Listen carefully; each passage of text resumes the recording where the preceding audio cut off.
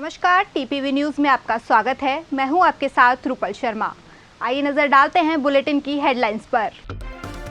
राजस्थान को मांग के विरुद्ध मिल रही डीएपी की कम आपूर्ति, सुधार के लिए राज्य सरकार कर रही निरंतर प्रयास।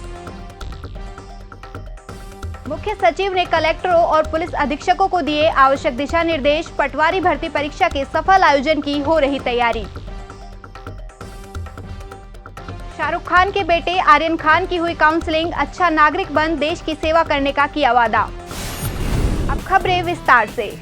मुख्यमंत्री अशोक गहलोत ने कहा कि पूरे देश में डीएपी उर्वरक की कमी है। डीएपी की आपूर्ति सिर्फ भारत सरकार द्वारा की जाती है। ऐसे में राज्य सरकार की ओर से केंद्रीय उर्वरक मंत्रालय से लगातार संपर्क कर अक्टूबर माह में 1,10,000 मैट्रिक टन डीएपी राजस्थान को उपलब्ध कराए जाने का आग्रह किया गया है। उन्होंने कहा कि अक्टूबर महीने में प्रदेश की 1.5 लाख मैट्रिक टन की मांग के विरुद्ध केंद्र सरकार द्वारा 68,000 मैट्रिक टन डीएपी स्वीकृत किया गया है। उसमें से अभी तक 60,000 मैट्रिक टन डीएपी प्राप्त हुआ है। इससे डीएपी आपूर्ति में कमी आई है। उन्होंने कहा कि राज्य सरकार द्वारा आपूर्ति में सुधार के लिए लगातार प्रयास किए जा रहे हैं। गहलोत मुख्यमंत्री निवास पर आयोजित बैठक में उर्वरकों की उपलब्धता पर समीक्षा कर रहे थे।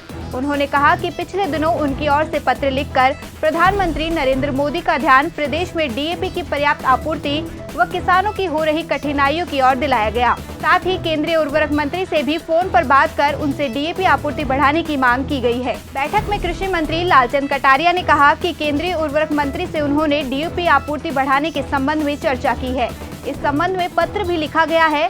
कृषि राज्य मंत्री भजन लाल जाटव ने सरसों की जल्दी बुआई के कारण भरतपुर में डीएपी की बढ़ रही मांग को देखते हुए वहां आपूर्ति बढ़ाने का सुझाव दिया। बैठक में आयुक्त कृषि ओम प्रकाश ने डीएपी आपूर्ति में सुधार के लिए किए जा रहे प्रयासों की जानकारी दी। उन्होंने बताया कि केंद्र सरकार ने इस साल अप्रैल से सितंबर माह के दौरान 4,50,000 मैट्रिक टन डीएपी की मांग के विरुद्ध राजस्थान को 3,07,000 मैट्रिक टन की ही आपूर्ति की है। अक्टूबर माह में 1.5 लाख मैट्रिक टन मांग के विरुद्ध 68,000 मैट्रिक टन डीएपी स्वीकृत किया गया। इसमें से अभी 60,000 मैट्रिक टन की ही आपूर्ति की गई है। उन्होंने बताया कि केंद्र सरकार की ओर से 40,000 मैट्रिक टन डीएपी उपलब्ध कराने का आश्वासन दिया गया है। बैठक में प्रमुख शासन सचिव वित्त अखिल अरोड़ा व अन्य वरिष्ठ अधिकारी मौजूद रहे। मुख्य सचिव निरंजन आर्य ने सभी जिला कलेक्टरों और पुलिस अधीक्षकों को निर्देश दिए कि वे व्यक्तिगत रूप से पटवारी भर्ती परीक्षा के सफल आयोजन की कमान संभालें। उन्होंने कहा कि इसमें किसी भी प्रकार की शिथिलता और लापरवाही नहीं होनी चाहिए। मुख्य सचिव ने रीट की परीक्षा की ही तरह इस परीक्षा में भी बेहतरीन प्रबंधन के साथ काम करने के लिए कहा। उन्होंने कहा कि यह परीक्षा आदर्श परीक्षा संचालन का उदाहरण बने। मुख्य सचिव शासन सचिवालय में राज्य में 23 व 24 अक्टूबर को होने वाली पटवारी सीधी भर्ती परीक्षा 2021 की तैयारियों के संबंध में आयोजित समीक्षा बैठक को संबोधित कर रहे थे। उन्होंने बताया कि राज्य में 15 लाख से अधिक विद्यार्थी इस परीक्षा में सम्मिलित होंगे। इन विद्यार्थियों को परीक्षा केंद्र तक पहुंचने में किसी भी प्रकार की परेशानी नहीं हो तथा परीक्षा निर्बाध भी पूरी हो, इसकी जिम्मेदारी प्रशासन व पुलिस की है। आर्य ने कहा कि परीक्षार्थियों को दूसरे जिलों में परीक्षा केंद्र तक पहुँचने के लिए निःशुल्क यातायात की व्यवस्था के लिए जिला कलेक्टर पर्याप्त बसों की उपलब्धता सुनिश्चित करे। उन्होंने पेपर आउट होने या नकल की किसी भी घटना को रोकने के लिए परीक्षा के पहले और परीक्षा के दौरान सभी आवश्यक उपाय सुनिश्चित करने के भी निर्देश दिए। आर्य ने जिला कलेक्टरों व पुलिस अधिकारियों से रीट की परीक्षा के उनके अनुभवों के आधार पर भी सुझाव मांगे हैं। इस अवसर पर कर्मचारी चयन बोर्ड के अध्यक्ष हरिप्रसाद शर्मा ने बताया कि परीक्षा 2 दिन में 4 पारियों में संपन्न होगी। उन्होंने परीक्षा के सफल क्रियान्वयन के लिए प्रशासन व पुलिस से अतिरिक्त सतर्कता के साथ काम करने की अपील की है।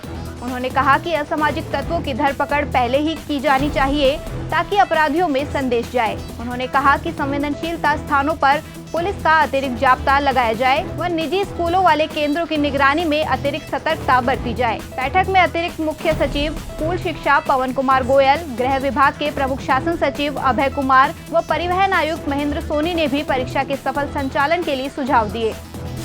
चिकित्सा व स्वास्थ्य मंत्री डॉक्टर रघु शर्मा ने वर्चुअल माध्यम से हुई बैठक में चिकित्सा विभाग के अधिकारियों के साथ मौसमी बीमारियों, कोरोना, वैक्सीनेशन व जांच तथा ऑक्सीजन प्लांट्स आदि की विभागीय तैयारियों व प्रगति की समीक्षा की गई। चिकित्सा मंत्री ने अपने राजकीय आवास से चिकित्सा विभाग द्वारा संबंधित बीमारियों के लिए की जा रही तैयारियों का जायजा लिया, साथ ही आवश्यक दिशा निर्देश भी दिए।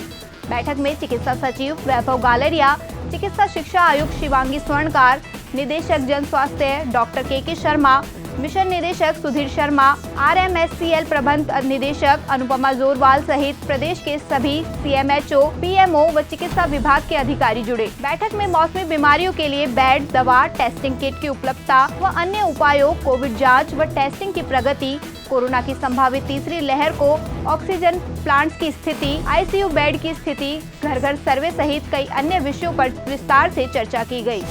आमेर थाना पुलिस ने 2 शातिर वाहन चोरों को गिरफ्तार कर उनके पास से चुराई गई 2 दुपहिया वाहन बरामद किए हैं। थानाधिकारी शिवनारायण यादव ने बताया कि वाहन चोरी करने वाली गैंग के अजीम और फरदीन को गिरफ्तार किया गया है और दोनों ही आरोपी टोंक जिले के रहने वाले हैं, जिनके पास से 2 चोरी की बाइक बरामद की गई है। फिलहाल आरोपितों से पूछताछ चल रही है। पूछताछ में अन्य वारदातों के खुलने की संभावना जताई जा रही है। दिन दहाड़े ज्वेलर्स की दुकान से चकमा देकर सोना चोरी करने वाली गैंग का खुलासा कर एक आरोपी को गिरफ्तार किया गया है। सीकर के लक्ष्मणगढ़ थाना पुलिस ने कार्रवाई करते हुए एक ज्वेलरी शोरूम मालिक को बातों में उलझाकर सोने के गहने पार करने वाली गैंग का खुलासा कर उदयपुर से एक अभियुक्त को गिरफ्तार किया है। आरोपी के कब्जे से घटना में प्रयुक्त वाहन भी जब्त किया गया है। मुलजिम से घटना में शरीक अन्य साथियों व चुराए गए सोने के आभूषण व अन्य वारदातों के संबंध में गहनता से अनुसंधान व पूछताछ जारी है। सीकर SP कुंवर राष्ट्रदीप ने बताया कि CCTV फुटेज की मदद से मुखबिर की सूचनाओं के आधार पर उदयपुर पहुंचकर आरोपी मोहम्मद रफीक को गिरफ्तार किया गया है।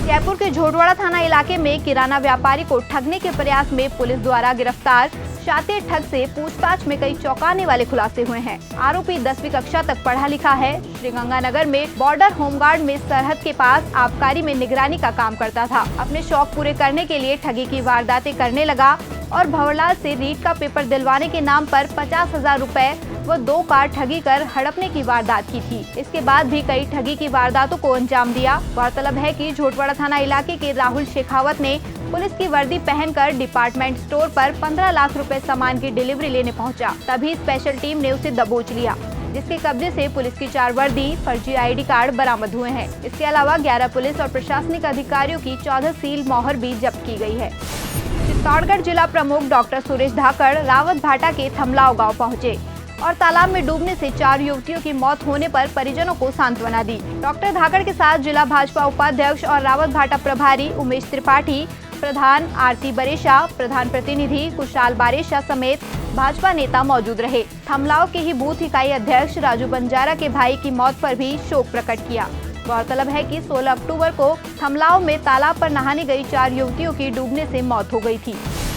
अनूपगढ़ में जियो का टावर घर के पास लगने से रेडिएशन फैलने की समस्या के कारण ग्रामीणों ने रोष प्रकट किया। जियो टावर मुख्य घरों के नजदीक लगने के कारण ग्रामीण नाराज है। ग्रामीणों का कहना है कि कई दिन पूर्व उन्होंने इसकी सूचना सरपंच, पुलिस चौकी और SDM ऑफिस में दी थी। इसके पश्चात सरपंच कुलदीप भामू ने 2 दिन में समस्या के समाधान का आश्वासन दिया था। इस बात को 5 दिन हो जाने पर भी कोई संतोषजनक जवाब नहीं आया, तो ग्रामीणों ने इस बात पर रोष जाहिर किया। अनूपगढ़ के रावला में बस वालों की लापरवाही के चलते आए दिन एक्सीडेंट होने की खबरें सामने आती है। रावला मंडी माता हंसा देवी गर्ल्स स्कूल के पास बस और बाइक के एक्सीडेंट की खबर सामने आई। बाइक चालक को रावला हॉस्पिटल में भर्ती करवाया गया। पिछले दिनों ही यहां एक्सीडेंट हुआ था, जिसमें एक व्यक्ति की मौत हुई थी। इन घटनाओं को देखते हुए सरपंच ने चौराहे के चारों तरफ स्पीड ब्रेकर बनाने का निर्माण कार्य शुरू करवाया है। क्रूज ड्रग्स पार्टी मामले में गिरफ्तार हुए शाहरुख खान के बेटे आर्यन खान की NCB कस्टडी के दौरान काउंसलिंग हुई। उन्हें नशे से मुक्ति की सलाह दी गई। जोनल डायरेक्टर समीर वानखेड़े ने आर्यन खान की काउंसलिंग की थी। सूत्रों के मुताबिक आर्यन ने अच्छा नागरिक बन देश की सेवा करने का वचन दिया था। जब इस संबंध में समीर वानखेड़े से पूछा गया तो उन्होंने कहा कि हम सभी गिरफ्तार आरोपियों की काउंसलिंग करते हैं। इसके लिए मुंबई के इस्कॉन मंदिर के पुजारी या मौलाना और दूसरे विद्वानों के साथ नशा मुक्ति NGO की मदद ली जाती है। आरोपियों को उनके धर्म के अनुसार कुरान, भगवत गीता और बाइबल की किताब दी जाती है। कस्टडी के दौरान रोजाना 2 से 3 घंटे की काउंसलिंग की जाती है। बता दें कि आर्यन खान की जमानत पर 20 अक्टूबर को सुनवाई होगी। आर्यन को उनके घर से 4,500 रुपए का मनी ऑर्डर मिला है, जिससे वो कैंटीन से अपनी पसंद की चीज खा सकते हैं। आर्यन खान हफ्ते में एक बार अपने माता पिता से वीडियो कॉल के जरिए फोन पर भी बात कर सकते हैं। जेल के सुपरिटेंडेंट नितिन वायाचल ने ये साफ किया है कि आर्यन को जेल का खाना ही दिया जा रहा है, घर या बाहर का खाना नहीं। घर या बाहर का खाना अदालत के आदेश के बाद ही देने की अनुमति है। आर्यन के लिए ऐसा कोई आदेश नहीं है। बुलेटिन में फिलहाल इतना ही। देखते रहिए टीपीवी न्यूज।